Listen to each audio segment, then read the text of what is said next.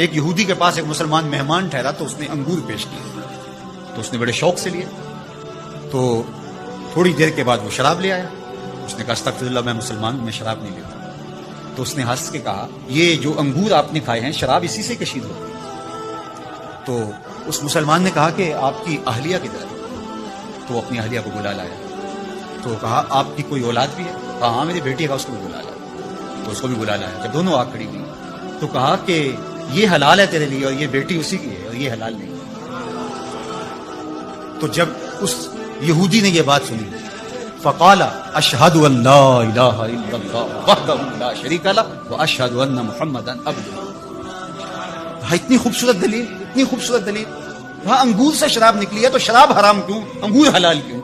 تو کہا مجھے یہ بتاؤ کہ تمہاری بیوی تمہارے لیے حلال ہے، تمہاری بیٹی تمہارے لیے حرام ہے. کہا بات سمجھے. پر قرآن کہتے ہیں فَإِنَّ مَعَ الْعُسْرِ يُسْرًا إِنَّ مَعَ الْعُسْرِ يُسْرًا. بے شک تنگی کے بعد کشادگی ہے، بے شک تکلیف کے بعد راحت ہے.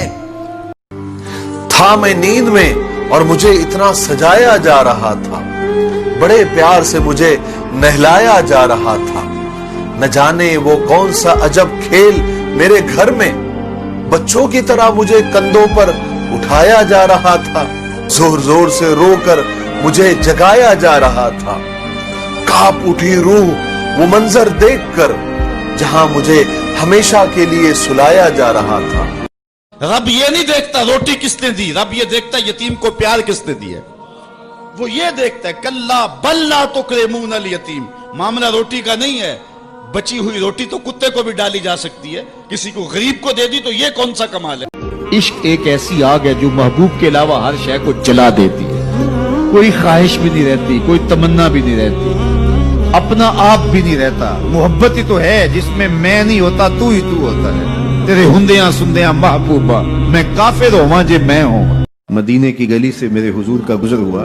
ایک ایسا مکان بن رہا تھا جس طرز کے مکان کو حضور پسند نہیں کرتے. تو پوچھا یہ کس کا مکان ہے؟ کہا فلاں انصاری کا. حضور گزر گئے، کسی نے اس کو جا کے بتایا حضور تیری گلی سے گزرے تھے، تیرے مکان کو دیکھا، شاید حضور کو پسند نہیں آیا. چہرہ بتا رہا تھا حضور کا، تیرا مکان اچھا نہیں لگا. انہوں نے کدال لیا اور مکان زمین کے برابر کر دیا. چند دن کے بعد حضور کا پھر گزر ہوا تو دیکھا کہ مٹی کا ڈھیر پڑا ہوا ہے، ملبہ پڑا. کہا اس شخص کو بلاؤ. بلایا گیا. کہا میں گزرا تھا، تیرا مکان بن رہا تھا، اب مٹی کا ڈھیر پڑا ہے. حضور میں نے گرا دیا. فرمایا کیوں؟ عرض کی سنا تھا آپ کو پسند نہیں، سنا تھا آپ کو پسند نہیں. میں اور آپ اپنے اندر اترے اور دیکھیں ہمارا کیا کیا حضور کو پسند. محمد دی زیارت محمد دے رنگ وچ اے ٹھگ بازیاں جانے پیارا صلی اللہ علیہ وسلم. جب ان کے ہوئے تو پھر اپنی خواہش رہی کہاں؟ اپنی رضا کو محبوب کی رضا میں فنا کر دینے کا نام ہی تو محبت ہے. ایک شخص پکڑا جائے گا قیامت کے دن تو فرشتے پیش کریں گے یا اللہ اس کے کھاتے میں کوئی نیکی کوئی نہیں. تو اللہ تعالیٰ فرمائیں گے کیوں میرا بندہ کوئی نیکی ہے؟ کہے گا جی کوئی نہیں. وہ اللہ خالی. تو اللہ تعالیٰ تو کریم ہے، کہیں گے کوئی یاد تک کر، کوئی یاد تک کر.